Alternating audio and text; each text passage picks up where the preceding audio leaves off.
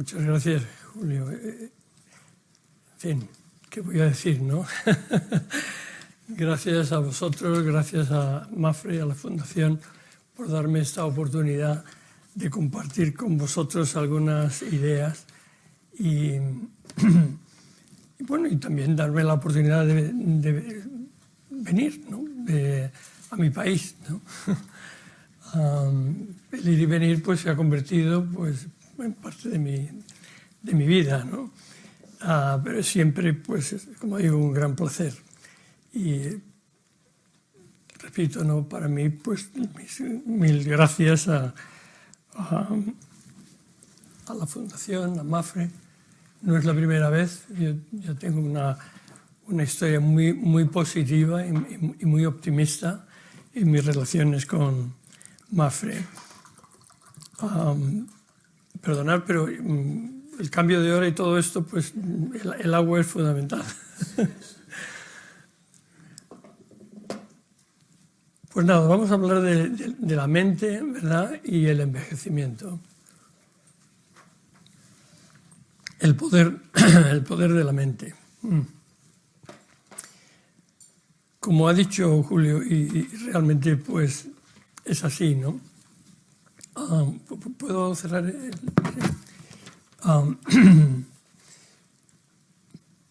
Cada día pues vivimos más. Y yo siempre digo que si me preguntasen en un momento, a ver, elige una variable que tú crees que es fundamental para los seres humanos, una. Pues si lo pienso, tendría que elegir la esperanza de vida. Porque la verdad, si estamos muertos, pues no podemos hacer nada por ser más felices. O sea que la duración de la vida, al final, aunque yo entiendo, ¿no? Y que decir, bueno, pero depende, ¿no? Depende de cómo sea la calidad de tu vida, porque eso de envejecer y sufrir, ¿no? Bien, podemos añadir ciertas cualificaciones, pero la realidad es, como yo veo esto, ¿no? Que la duración de nuestra vida es lo fundamental.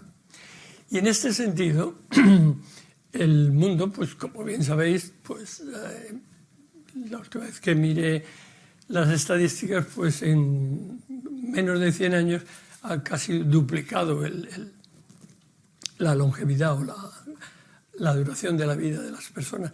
Y aquí en España, pues tenéis, pues sois un ejemplo.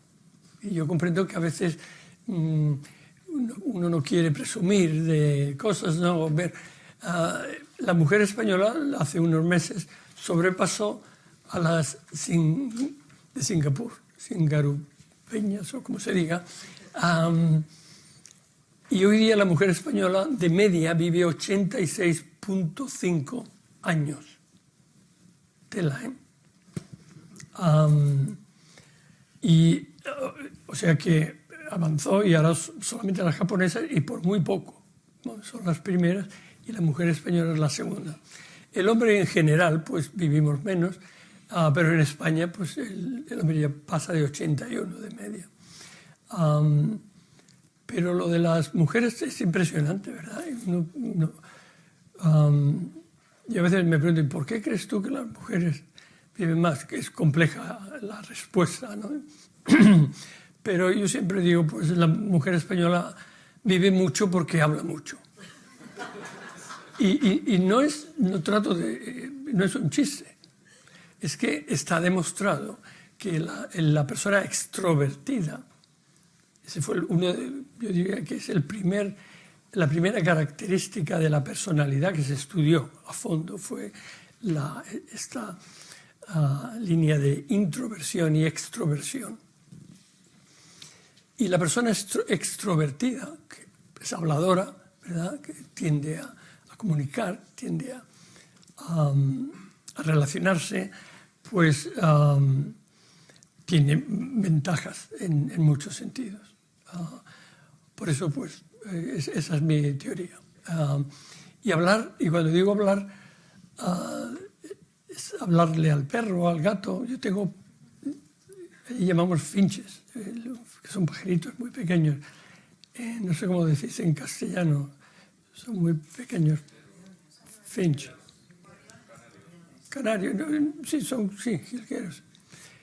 Y en casa, y no, esto no lo suelo decir así en público, ¿no? Porque me dices, pájaros. Pero mira, la realidad es, he tenido perro, he tenido gato. Pero a lo que voy es que hay que hablar con... Y luego el tema tan importante, ¿verdad? Y tan ¿cómo sería la palabra? Y que no le hemos prestado atención, que es el tema de hablar solos. Curioso, ¿verdad? En el colegio, vamos al colegio cuando somos pequeños y me dicen, recuerdo muy bien, ¿no? Porque además yo era como muy hiperactivo y Luis, no interrumpas. Luis, da las gracias. Luis, habla exprésate bien. Sin embargo, nunca me dijeron, ni a mí ni a mis compañeros, Luis, cuando te hables, háblate bien. Con cariño. Háblate a ti mismo como te gustaría que te hablaran los demás. Y es curioso, ¿verdad? Porque desafortunadamente lo de hablar solos, y sobre todo si lo hacemos en voz alta, pues la primera reacción es: tiene que estar loco de localizar, de localizar fuera del resto, ¿no? Forma parte de ese estigma que marca la enfermedad mental. Yo sé que Mafre está haciendo una gran labor en este sentido. Ese estigma que es tan dañino en muchos sentidos, pero hay tanta persona que se beneficiaría de la ayuda y te dicen, no, es que no voy a ir al psicólogo, al psiquiatra, porque no quiero que piensen que soy una persona débil o que soy una persona impredecible o más todavía, ¿no? Y ahora pues a menudo me preguntan, cuando vemos pues tragedias, no barbaridades, maldades que hacemos los seres humanos a veces, bueno, este señor tiene que estar loco. No. La locura no tiene nada que ver con la maldad. Yo comprendo que es una reacción fácil, ¿no? Para hacer una barbaridad de este tipo, pues hay que estar loco. No es así.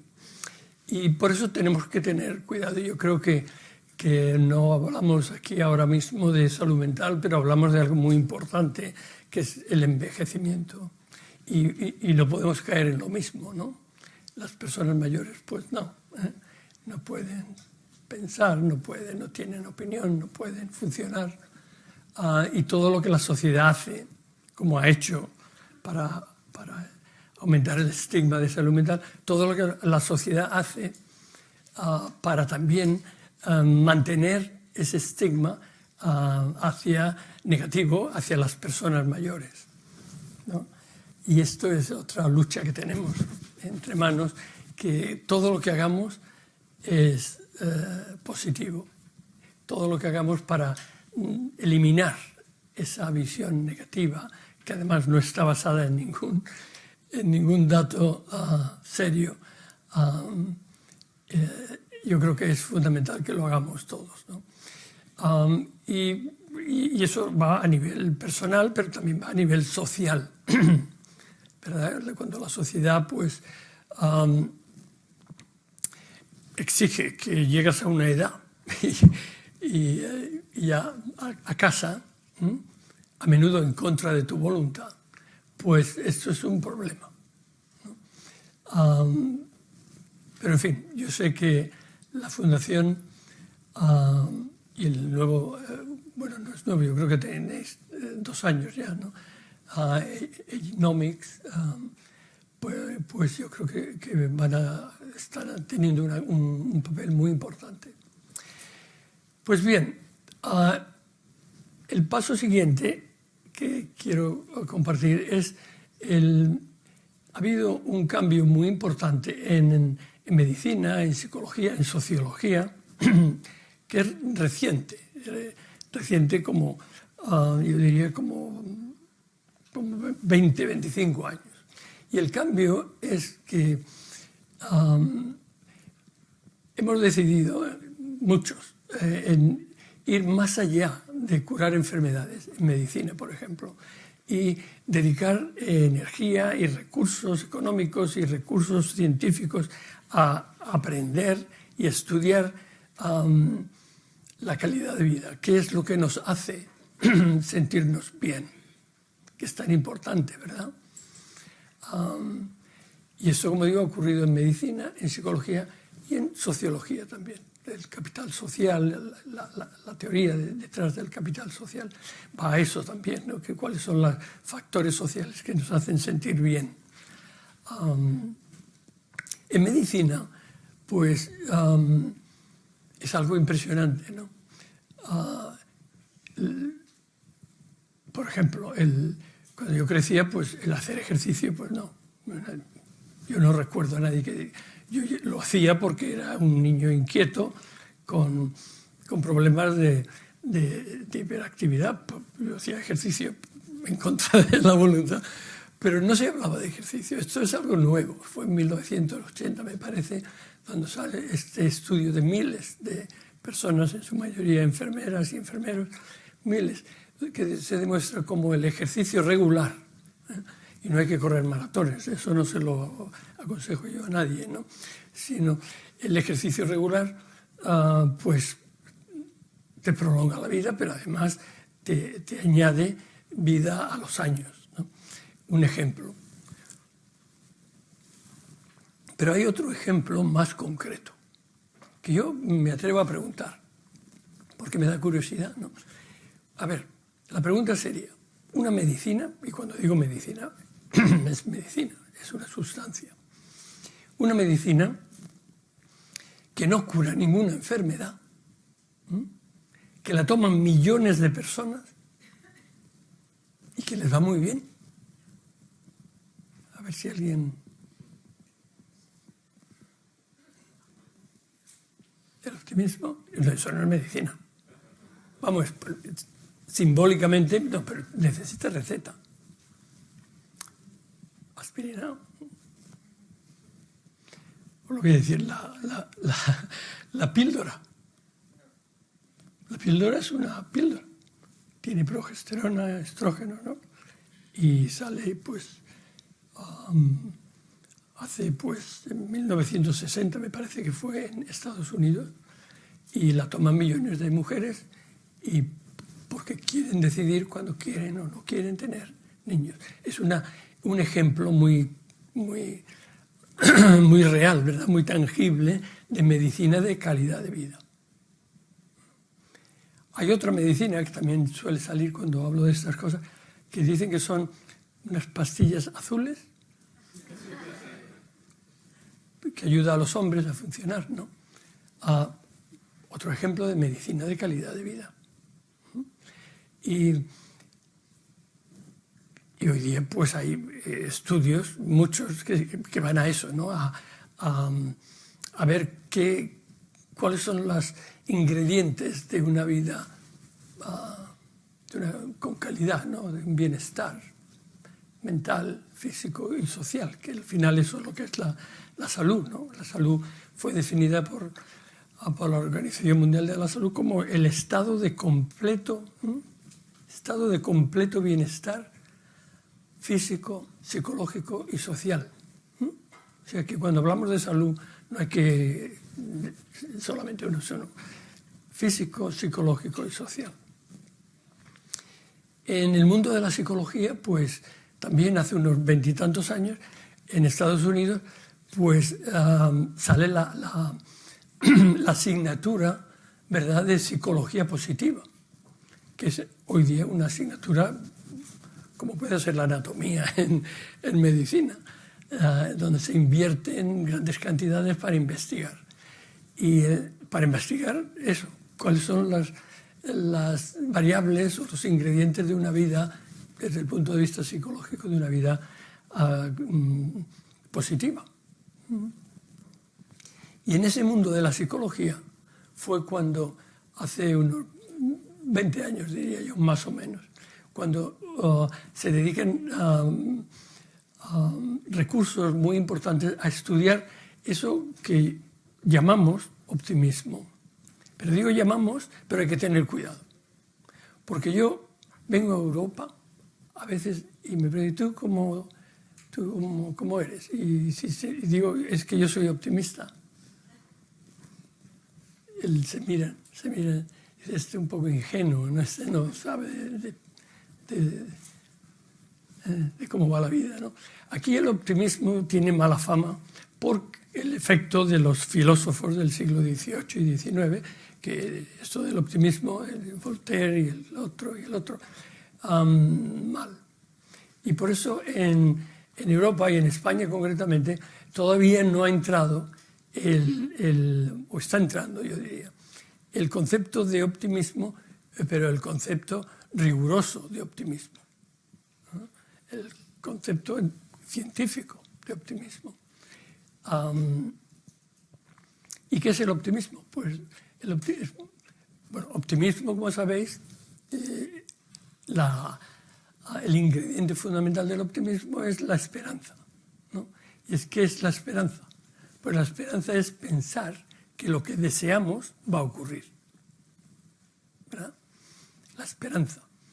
Y cuando estudiamos esta característica del temperamento o de la personalidad, la esperanza es eso. Y unos tenemos más esperanza y otros tenemos menos, pero la esperanza. Y la esperanza es fundamental. Yo tuve un profesor que decía, mira, podemos vivir pues como un mes o así, sin comer. Podemos vivir una semana más o menos sin beber agua.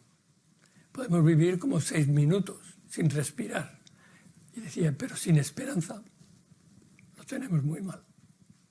Y de hecho, como sabéis, la enfermedad que te roba la esperanza más que ninguna, la depresión, ¿verdad?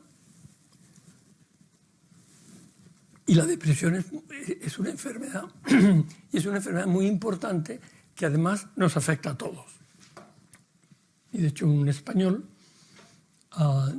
hace ya también muchos años, pero no tantos, porque lo conocí yo, pues fue el primero que, Puig-Antich, es su nombre, un psiquiatra que vivía en Nueva York, que descubre que niños de 7, 8 y 9 años se deprimen y algunos incluso intentan el suicidio. Niños de 8 y 9 años. Y hace un estudio en Nueva York que se publicó y desde entonces pues el diagnóstico de depresión también se incluye entre las patologías infantiles. Pero no es frecuente. La depresión es más cuestión de adultos, pero para mí es la peor enfermedad. Porque una enfermedad que te roba la esperanza, y como sabéis, ¿no? Y es algo trágico, ¿no? Una vez que uno pierde la esperanza, bueno, ¿para qué vivir, no? ¿Para qué vivir la vida, no? Y ahí es donde vamos pues al tema del suicidio. Digo esto porque es muy importante tener en cuenta estos temas y no enfocar solamente la patología, sino también los aspectos. Volviendo al optimismo, sabemos que el factor esperanza está ahí. Ante cualquier adversidad, sea la vejez, suponiendo que la vejez sea una adversidad, porque hay unas ciertas limitaciones físicas, ¿no? Y, en fin, cualquier adversidad, lo que nos ayuda, lo que nos salva, para empezar, es poner el centro de control dentro de uno mismo. Y esto está demostrado, ¿no? en estos estudios. La persona que dice yo puedo hacer algo por superar esto tiene muchas más probabilidades que la persona que dice mira Luis, esto que sea lo que Dios quiera. El que sea lo que Dios quiera no funciona. Y esto está demostrado y si os interesa yo encantado comparto con vosotros la literatura que llamamos los estudios sobre el tema. en accidentes de aviación, por ejemplo, donde en la mayoría pues hay supervivientes. Y hay estudios donde van a entrevistar a aquellos que sobrevivieron un accidente grave de aviación. Y entre las cosas que te dicen los que sobreviven, bueno, es que yo, en cuanto vi que aquello, yo pensé, yo tengo que hacer algo, tengo que salir de aquí, tengo. La persona que localiza el centro de control tiene más probabilidades de superar cualquier tipo de adversidad. Pero además, el paso siguiente es confiar en las cualidades o capacidades ejecutivas. No solamente yo voy a poner el centro de control para luchar con este virus invisible, ¿no?, que nos agobia tanto porque rompe el sentido de futuro, en fin, sino que además confío en que yo puedo planificar mi vida, que puedo protegerme, que puedo buscar información que me ayude, información fiable y clara, tan complicado que se ha vuelto lo de la información, ¿verdad? La confianza en la capacidad de uno mismo es otro elemento de lo que llamamos en psicología y en medicina de ese optimismo, ¿verdad?, tan importante a la hora de superar desafíos y adversidades. En fin, os pongo esto como un ejemplo de algo que la mente, volviendo al título de la conferencia, cómo la mente puede ayudar a vivir mejor en general, ¿no? Son ejemplos. Y ahora quiero también mencionar, porque no es posible no hablar del tema actual, ¿no? Me refiero a la pandemia. Y cómo la pandemia nos afecta. Y como sabéis, igual que yo, porque lo hemos vivido, esto es algo global, ¿verdad?, en el mundo. Como sabéis, pues la pandemia, el impacto más terrible ha sido ha dañado nuestro sentido de futuro. Si escuchamos cuando hablamos, si escucháis lo que estamos hablando, lo que decimos, más de la mitad de lo que decimos, independiente de la edad, de cualquier otra variable, independiente de la edad, más de la mitad de lo que hablamos tiene que ver con el futuro. Pensadlo. ¿Qué voy a hacer el fin de semana? ¿Qué voy a hacer en verano? ¿Qué voy a hacer cuando mi hija pues finalmente tenga sentido común? ¿Qué voy a hacer cuando ahorre dentro de años, ¿no? Y entonces tenemos una pandemia donde ese es el daño que hace, la incertidumbre mezclada con la vulnerabilidad, ¿no? Pero es la incertidumbre, ¿no? Nos roba este sentido de futuro tan importante. Y claro, esto tiene un impacto muy dramático en la persona, ¿no?, en todos los sentidos. ¿Y ahí qué podemos hacer, verdad? Cuando el sentido... Bueno, para empezar, pues empezamos los correos, emails que llamamos allí. Espero que estés bien. Curioso, ¿eh? Antes no empezábamos, espero que estés bien. Sobre todo si lo has visto ayer, ¿no? Espero que estés bien. Y al final terminamos, espero que sigas bien. O cuídate. Muy bien. Curioso, ¿verdad? Nos adaptamos porque el otro día hablaba yo con alguien y salió el tema de la felicidad. ¿Y la felicidad? La felicidad, eso es muy complejo, a largo plazo. Yo quiero estar bien ahora. O como decimos allí, aquí y ahora. El presente. Naturalmente, el cómo llevamos este presente, cómo nos adaptamos, ¿verdad?, cómo enfocamos el aquí y ahora, pues va a ser un factor muy importante a la hora de ayudarnos a vivir más y a vivir mejor. Esto se aplica a cualquier edad, pero ciertamente en el envejecimiento, como hablamos, pues son temas fundamentales, ¿no?, a tener en cuenta. El optimismo entendido como eso, ¿no? Como un control y una confianza en uno mismo, poder hacer algo. Y luego está bueno, esto lo voy a dejar, tengo como 15 minutos más. 20, vale.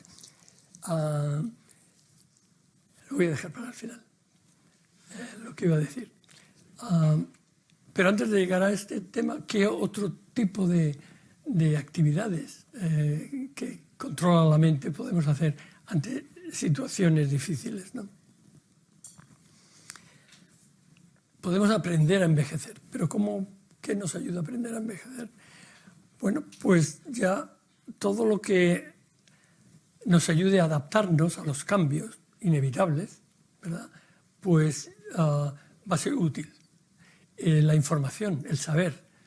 Mira, mi memoria últimamente no está tan bien. Bueno, pues es normal, porque es normal a partir de una cierta edad, 60, 65, 60, que la memoria empiece a fallar.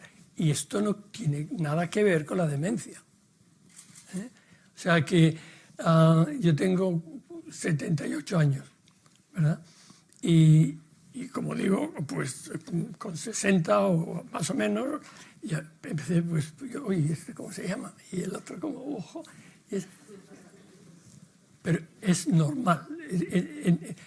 Es normal, es un factor. No digo con esto que no haya excepciones, ¿no? Hay excepciones de personas con 60 y 70 que se acuerdan de todo y muy bien. Pero no es, la mayoría no es así. Luego, el adaptarnos y el conocer los cambios que tienen que ver con el envejecimiento es importante. Luego hay otro paso, si seguimos con la memoria, ¿no? Está lo que llamamos deterioro leve de la memoria, que no tiene nada que ver con la demencia tampoco. Es un paso, y es un paso donde también hay tratamientos para ello. Y luego, efectivamente, luego hay un grupo, una gran minoría, no perdamos personas de 50 y tantos años, es el 1% de 60 años que sufren pues demencia, sea de Alzheimer, sea debido al consumo de alcohol, sea, en fin, o problemas circulatorios en el cerebro.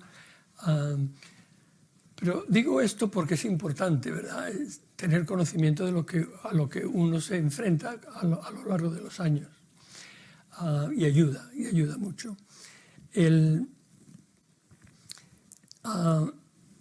Lo que llamamos en medicina homeostasis, el equilibrio físico y mental, es algo muy importante que tenemos que hacer algo también.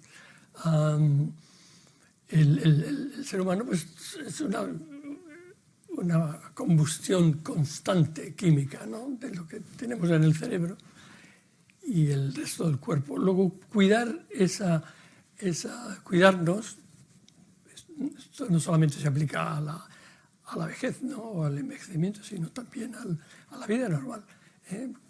Cuidar ese equilibrio que es tan importante, que también otro es el reloj biológico, ¿no? El ritmo circadiano, que se llama. Pues tener en cuenta que bien sea a través del ejercicio físico, de lo que comemos, de cómo hacemos, y sobre todo estar informados, ¿no? Que necesitamos dormir y necesitamos estar despiertos. Y esto las plantas también, las plantas y los animales, y nosotros también. Luego, si cambia nuestra vida, pues por lo menos saber que hoy me siento yo un poco raro, porque en Nueva York pues son las 4 de la mañana, que antes de ayer eran las 4, ¿no? Y me siento, pero como sé que es esto, pues no me preocupo mucho, ¿no? Y espero que tengáis compasión. Hablando de compasión, también está demostrado, y esto se aplica al tema de hoy, está demostrado que las personas que en momentos difíciles, ante la adversidad, ayudan a otras, tienen más probabilidades sobrevivir y superarlo. ¿Y por qué es esto? Porque si estamos en una situación, en un desastre de cualquier tipo, y en el proceso de escapar, pues ayudamos a otra persona a escapar, resistimos mucho mejor el pánico, porque al prestar atención, no solamente yo tengo que salir de aquí, sino que voy a ayudar a esta persona a salir de aquí, prestamos atención, y esto es una defensa muy útil que nos ayuda a no entrar en pánico. El pánico, como sabéis, es una situación de miedo multiplicado por 1000 que nos paraliza, ¿no? Luego, la idea de que el ayudar a otra persona nos puede ayudar a nosotros y a la otra persona, ¿verdad? Esperamos que esa es nuestra intención, pero que nos estamos ayudando a nosotros mismos. Hay estudios, y esto se aplica muy bien a personas de edad, estudios que demuestran de una forma muy clara que personas que hacen 1 hora de voluntariado a la semana, 1 hora de voluntariado a la semana, duermen mejor, están de mejor humor y al final pues tienen una vida mejor. 1 hora a la semana. Curioso, ¿verdad?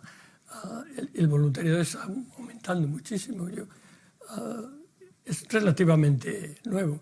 Allí en Estados Unidos, después del golpe que tuvimos en el 2001 con el ataque terrorista, pues una de las cosas que nos llamó mucho la atención fue, yo recuerdo, yo estaba allí ese día porque trabajaba y nos llamaron a una reunión y estaba enfrente de las torres mientras ardían, ¿no? Pero bueno, luego cuando llegué al hospital, el hospital, pues había una cola delante del hospital de cientos, y estoy hablando 3 horas más tarde, o 4 horas como mucho, ¿no? De personas que decían, no, yo es que quiero dar sangre. No, mire, es que no hace falta. Porque hubo muertos y hubo vivos, no muy pocos heridos. No, es que yo no me voy de aquí hasta que yo no pueda ayudar. Esa intensidad, el derecho a ayudar, lo aprendimos. Y hoy día, en Estados Unidos, en Nueva York, ciertamente, y en otros países, cuando veis ¿cómo se diría?, el método oficial, qué hacer ante una tragedia, incluimos ahí también, incluye un capítulo de cómo tratar a los voluntarios. Porque es un poco vergonzoso, ¿verdad?, en una situación de este tipo, el tener cientos de personas que exigen ayudar y tú decirle, pues mira, no sé qué puedes hacer. Por eso es importante que la sociedad, en estos manuales que hay que hacer, manuales que tiene pues, la policía, los bomberos, en fin, los encargados, que se incluya siempre. ¿Y qué vamos a hacer con los voluntarios? Y yo recuerdo aquí, hubo un barco que se hundió,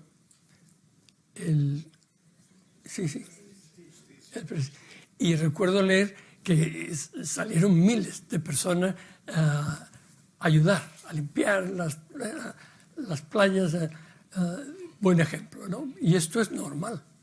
Entonces, otro elemento a tener en cuenta, dedicar un tiempo al tema de solidaridad, porque eso nos va a ayudar a lo largo de nuestra vida.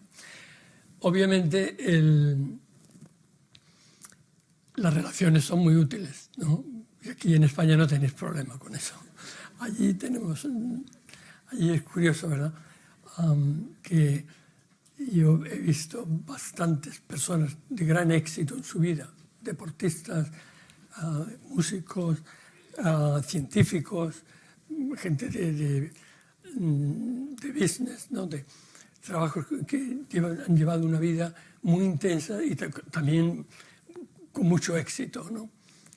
Y llegan a un momento en su vida donde ya no puedo, no quiero seguir con.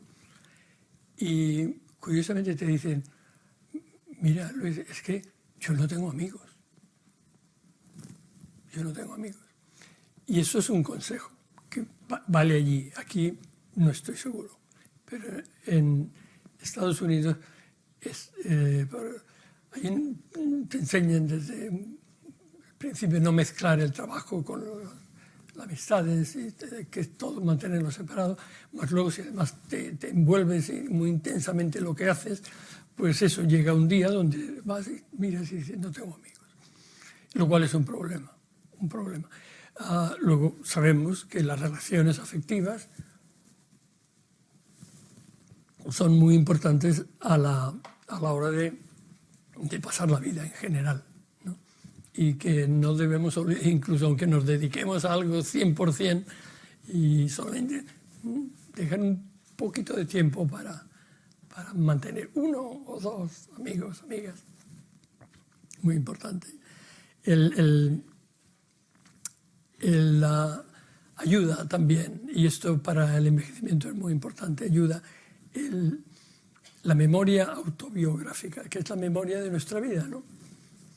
Si yo os preguntara, a ver, escribid 20 recuerdos de vuestra vida. No tenemos tiempo, pero esa es la idea. Mi pregunta es, ¿vais a escribir más recuerdos positivos o más recuerdos negativos? ¿Alguien no está de acuerdo? Así es. A veces pues uno o dos no están de acuerdo, yo les doy mi tarjeta. No. Y esta pregunta se hace a adolescentes, o sea, independientemente de la edad. Los recuerdos positivos suelen, la mayoría, un número mayor que los negativos. Y bueno, ¿y esto qué nos dice? Pues nos dice que la memoria autobiográfica de nuestra vida pues es muy sabia, ¿verdad? Seleccionamos, la memoria no es un disco duro de ordenador, la memoria cuece lo que vivimos, lo que nos acordamos, y luego a veces lo que nos acordamos que hicimos hace 5 años no tiene nada que ver con lo que realmente hicimos, ¿no? Pero es importante, entonces es importante, y con la edad pues el futuro naturalmente pues va perdiendo sentido, pero sin querer pensamos experiencias que hemos tenido, ¿no? Y las experiencias positivas además nos ayudan para superar momentos difíciles. Mira, yo pude sobrepasar aquel desafío que tuve, pues este también, ¿no? La memoria muy útil, la memoria autobiográfica, sobre todo positiva, ¿no? Que en la mayoría de los casos. El tema de el estilo explicativo. Cada persona tenemos nuestra forma de explicar las cosas. No sé si os ha pasado alguna vez que vais a dormir, a mí me ha pasado muchas veces, y digo, es que no me puedo dormir hasta que yo no me explique por qué mi jefe me ha dicho esto. O a veces incluso, es que yo no me puedo dormir hasta que yo no me explique por qué yo dije aquello, por qué mi hija hizo aquello. Entonces, desarrollamos un estilo explicativo, cada uno, personal. Pues yo tiendo a... Entonces, pensar en el estilo explicativo y tratar de adoptar un estilo explicativo positivo es otro de las pruebas o de los ingredientes que he demostrado que son útiles. Os pongo un ejemplo muy rápido. Yo a veces me pongo de mal humor por la noche, sobre todo por la noche. Y el otro día, bueno, ya hace tiempo, llego a casa, serían como las 10:30 o así, y entro y veo zapatos por el suelo, el chaleco de mi hija por el suelo también. Aquello es un desastre. Digo, pero aquí que no hay disciplina, no hay... ¿Qué familia es esta, no? Y en esto me viene un olorcillo. Y digo, ¿y aquí a qué huele? Y mi mujer me dice, Luis, te estoy haciendo una paella. Y yo, paella, la que hacía mi madre. ¡Qué horror! ¿Eh? ¡Qué horror! Y ahora viene la explicación. La explicación que me da ella. Me dice, Luis, has debido de tener un mal día en el trabajo. Pensad en la explicación, porque es muy importante. Primero, algo pasajero. Un mal día. Quiere decir que mañana haces la mejor paella del mundo. Pasajero. La culpa tampoco... No, con esto no quiero decir que no nos sintamos culpables si hacemos algo que está mal, ¿no? Pero no hay que abusar de la culpa. Los malos momentos son pasajeros, no hay que abusar de la culpa. Y esto pues va a pasar, tiene una explicación. Estilo explicativo ayuda. Y esto se puede practicar, ¿no? Una vez que uno ya lo entiende, se puede practicar. Y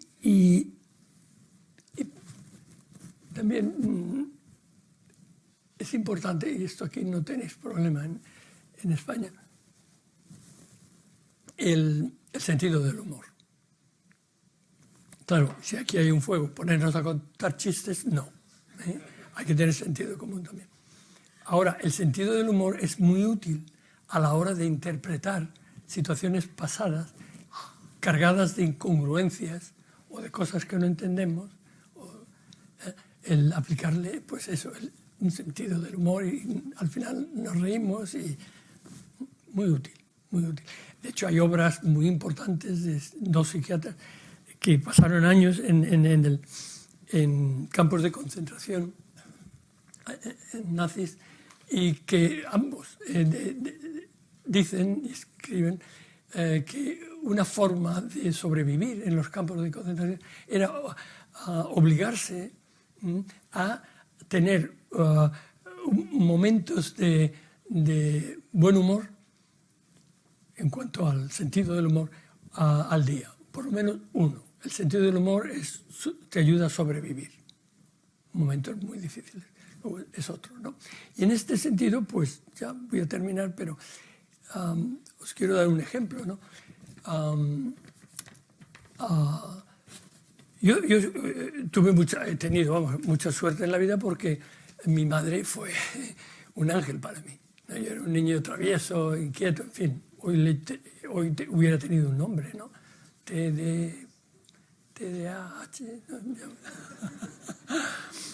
Pero entonces, imaginaros, el TDAH pues sale oficial en el año 1994.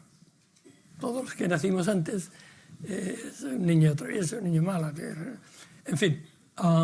Pero como digo, mi madre pues le hacía gracia, ¿no? A mi padre ninguna, pero a mi madre sí. Y siempre, pues, no sé, me ayudó, ¿no? Pues si tienes buen oído, pues ¿por qué no aprendes a tocar la batería, ¿no? Y así fue. Siempre, pues, incluso le hacían gracias. Y un día, ya más recientemente, cuando ya era mayor, pues estábamos hablando y se me ocurrió, pues, preguntarle. Y le digo, mamá, el día que te mueras, ¿qué prefieres? ¿Que te enterremos o que te incineremos? Me mira así con una sonrisa picaresca y me dice, Luis, dame una sorpresa. Y los dos nos pusimos a reír. Es verdad, ¿eh? En fin, ha sido para mí un placer y como digo, hablar es útil, pues me habéis escuchado y me siento pues mejor. Y no olvidemos que hay también el tema del crecimiento después de las adversidades. Y no, con esto no quiero decir que las adversidades son buenas, pero que hay un grupo de personas que te dicen, mira, aquello fue terrible, pero descubrí cualidades en mí que yo no sabía que tenía. Descubrí cualidades. Hay un grupo de personas que cuando no es el dolor lo que te hace descubrir, es la lucha. La lucha por superar problemas que dice, yo he descubierto algo aquí. Muchas gracias, ha sido un placer.